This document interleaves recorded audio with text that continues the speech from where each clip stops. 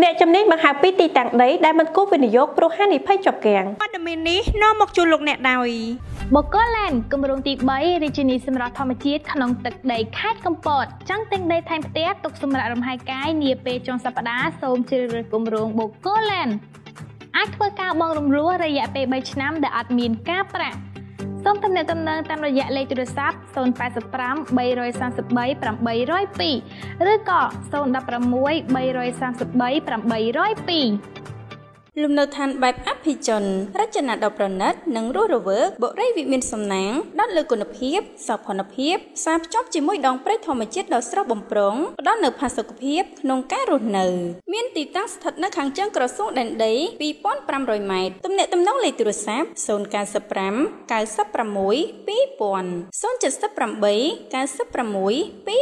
2000ការវិនិយោគដីធ្លីនៅតែមានភាពចំណេញខ្ពស់ធៀបនឹងការវិនិយោគផ្នែកផ្សេងៗទៀតក្នុងវិស័យអចលនទ្រព្យប៉ុន្តែមិនប្រកាសថាអ្នកមានប្រាក់វិនិយោគសុទ្ធតែទទួលបានផលចំណេញនោះទេលោកអញ្ញកានសុធីអគ្គនាយកក្រុមហ៊ុន Century 21 Land Station Real Estate បានមានប្រសាសន៍ឲ្យដឹងតាមទូរស័ព្ទកាលពីពេលថ្មីៗនេះថាការវិនិយោគដីធ្លីអ្នកណាក៏ចង់លក់ឆាប់ដាច់និងទទួលបានផលចំណេញលឿនដែរប៉ុន្តែលក្ខខណ្ឌទីតាំងសន្តានដីពិតជាកត្តាសំខាន់ដើម្បីឲ្យដីរបស់ខ្លួនលក់ឆាប់ដាច់និងទទួលបានផលចំណេញខ្ពស់ទី1ដីមានទីតាំងនៅជុំវិញវត្តអារាមលោកអញ្ញកានសុធីបានមានប្រសាសន៍ដឹងថាទោះជាប្រជាជនខ្មែរ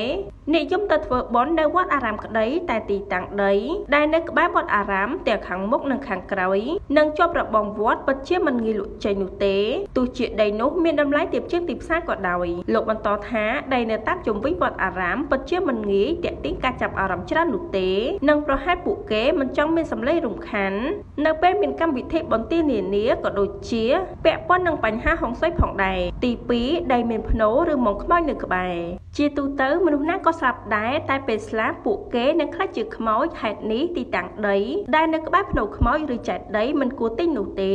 ដោយសារមនុស្សមិនចូលចិត្តភ្នោឬមងខ្មោចនោះឡើយការទិញដីដែលមានទីតាំងបែបនេះពិតជាពិបាកលក់ចេញនិងមិនងាយបានផលចំណេញទី3រៀងឬសន្តានដីរៀងឬសន្តានដីមានសារៈសំខាន់ដើម្បីទាក់ទាញអ្នកទិញបន្តឬអ្នកវិនិយោគផងដែរព្រោះបើរៀងដីមិនសមស្របនឹងសន្តានដីវាពិតជាមិនធ្វើឲ្យដីនោះងាយលក់នោះទេហើយវាក៏មិនឡើងថ្លៃលឿនដែរលោកអញ្ញកានសុធីបានឲ្យដឹងថាដើម្បីដឹងពីរៀងឬសន្តានដី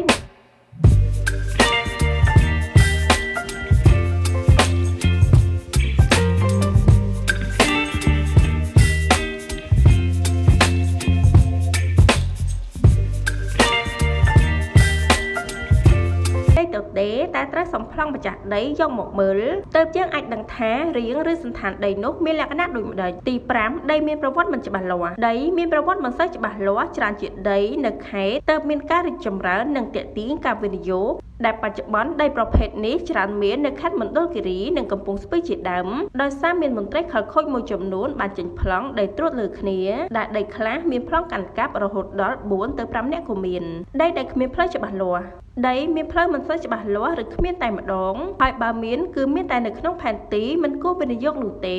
ព្រោះមិនដឹងថាដីនោះនឹងឡើងនៅពេលណានិងផ្លូវសាងសង់នៅពេលណាច្បាស់លាស់ឡើយប៉ុន្តែក៏មានអ្នកវិនិយោគមួយចំនួនហ៊ានប្រឈមហានិភ័យនិងអាចមានឱកាសទទួលបានផលចំណេញខ្ពស់ផងដែរដីដែលមានផ្លូវទាល់ឬផ្លូវតូចដីដែលមានទីតាំងស្ថិតនៅលើផ្លូវតូចដែលរថយន្តមិនអាចជិះគ្នាបាន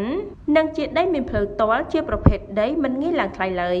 ព្រោះតំបន់ដែលមានផ្លូវតូចបែបនេះអ្នកអភិវឌ្ឍធំពួកគាត់មិនងាយទៅអភិវឌ្ឍឡើយព្រោះវាពិបាកក្នុងការដោះស្រាយបញ្ហាសំណងជូនប្រជាពលរដ្ឋសហការឧបត្ថម្ភដោយ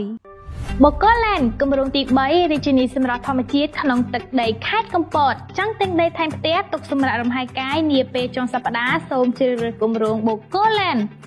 អាចធ្វើការបង់រំលោះរយៈពេល3ឆ្នាំដែលអត់មានការប្រាក់សូមទំនាក់ទំនងតាមរយៈលេខទូរស័ព្ទ085 333